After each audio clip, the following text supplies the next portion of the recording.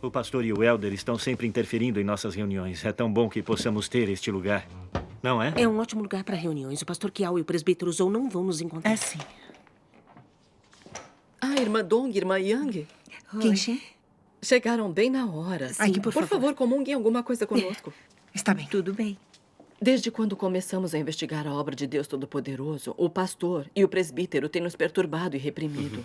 Fazem isso o tempo O mais todo. revoltante foi que eles tentaram nos enganar com muitos rumores e mentiras, nos impedindo de receber o caminho verdadeiro. Sim. Como é que pastores e presbíteros podem agir assim? Eu também não consigo entendo. entender. Neste tempo, lemos muitas palavras de Deus Todo-Poderoso e entendemos realmente algumas verdades.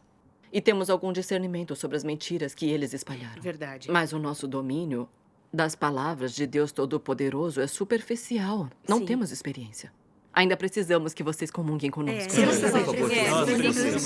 Vai dar tudo certo. Se algum assunto não estiver claro, perguntem, por favor. sim. Vamos procurar a verdade nas palavras de Deus Todo-Poderoso. Ótimo. Vamos nos sentar. Vamos.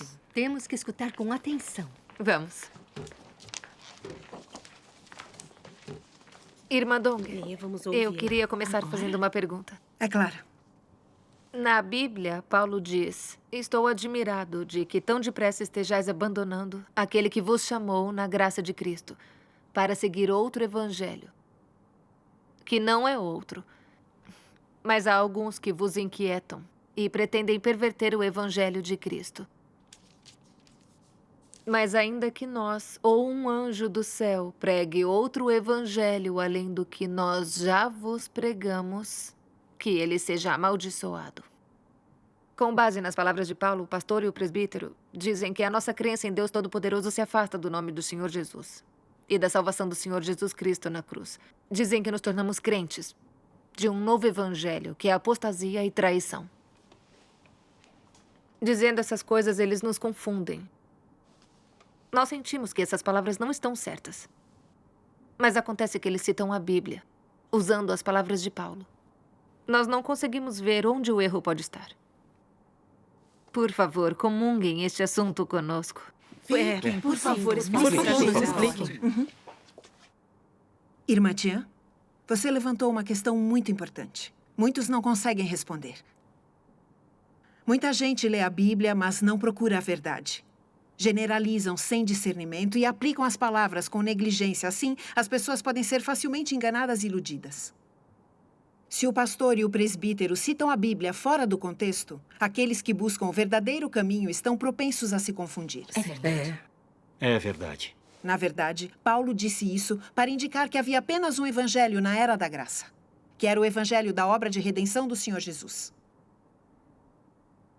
Nos últimos dias, quando o Senhor Jesus retorna, é a vinda do reino de Deus, que é o evangelho da vinda do reino dos céus. É o evangelho da Era do Reino. Você entendeu? Entendeu? Mas como assim? O evangelho da Era do Reino e o evangelho da Era da Graça são obras diferentes para épocas diferentes. Então, ao explicar a Bíblia, é preciso entender o princípio Princípio. Nossa! De que muito de seu conteúdo é limitado pelas eras. Como assim limitado pelas eras?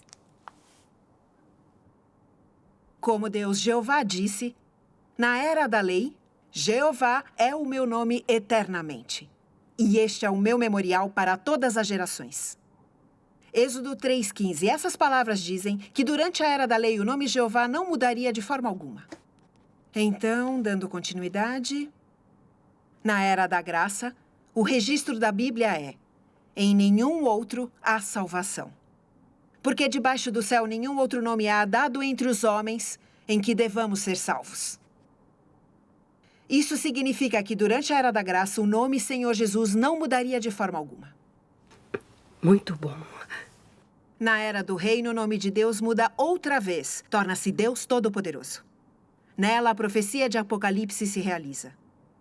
E escreverei sobre ele o nome do meu Deus e o nome da cidade do meu Deus. E também o meu novo nome. Apocalipse 3,12. Amém. O senhor vai ter um novo nome quando voltar nos últimos dias. A profecia em Apocalipse diz isso claramente. Exato. É verdade. Deus adotou um nome diferente em cada era. Está claro que muito da Bíblia foi escrito para as condições de cada era. Portanto, quando Paulo diz: estou admirado de que tão depressa estejais abandonando aquele que vos chamou na graça de Cristo para seguir outro evangelho, que não é outro. Mas há alguns que vos inquietam e pretendem perverter o evangelho de Cristo.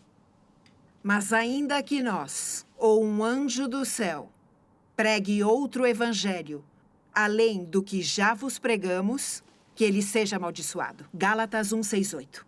O significado destas palavras é: durante a era da graça, a salvação só poderia ser alcançada pela fé no Senhor Jesus, aceitando a sua obra de redenção. Sim, isso mesmo. Verdade. Mas na época em que Paulo disse essas palavras, ele não ousou dizer que quando o Senhor retornasse, seria errado propagar o evangelho do reino. É isso mesmo. verdade. Muito menos disse que quem testemunhasse a volta do Senhor Jesus estaria propagando outro evangelho. Exatamente. Paulo tinha como saber que a volta do Senhor mudaria a era? Eu Não acho que tinha não. como saber. Paulo era só um homem. Ele não era o Senhor. Como ele poderia saber? É verdade. Não, É verdade. ele não poderia. Paulo era só um apóstolo do evangelho, não um profeta. Como poderia saber que o Senhor traria consigo o evangelho da vinda do reino dos céus quando retornasse nos últimos dias? Portanto, os pastores e presbíteros usam as palavras que Paulo falou às igrejas durante a Era da Graça para condenar a obra dos últimos dias de Deus Todo-Poderoso. Não é um absurdo falacioso? Isso mesmo. Claro, essa- é isso mesmo. Esse discurso não está fora de contexto, distorcendo a Bíblia? Eu concordo. Agora eu entendi tudo. As palavras de Paulo se referiam à Era da Graça. Sim. Eu acho que o pastor e o presbítero não entendem a Bíblia. Eles a interpretam com base nas próprias ideias. Isso não desencaminha Sim, pessoas. Desencaminha. Eles usam as palavras de Paulo para impedir nossa aceitação do evangelho do reino de Deus Todo-Poderoso. Isso é muita maldade. Estão impedindo a nossa entrada no reino dos céus? Estão sim. Ela tem razão. Não podemos acreditar no que o pastor e o presbítero dizem.